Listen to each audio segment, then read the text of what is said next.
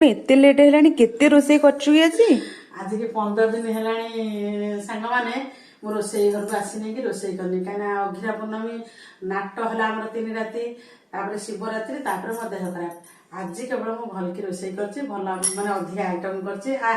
सांग मान को देखिए दे कौन कौन करछि तथापि सांग माने मो देहटा भल हेनी भात आ केते दिन हला नथिला सलाड करछि गोटे कलरा पोड़ी छेची तापरे एटा पालंग शाग बड़ी चिंगुड़ी सुखुआ जो पाती चिंगुड़ी पकई ताकड़ी बनई एटा बंधाकोबी खाली पियाज पकई भाजी सुखी जाता बंधाकोबी ये कदली बीन्स बैगण भाजी आ स्पेशल यहाँ माछ झोल है मसला देकी गोटे आमूल पकई सांग मैंने टोन मुझे जापारे मो देह बिल्कुल भल ना तथापि आज ये रोसई कर कमेंट जनइबे आउ मो देहटा केमती भल हम शीघ्र पूरा टनसिल जमा यहाँ कमुनी बोलिकी रही रोचे बाय।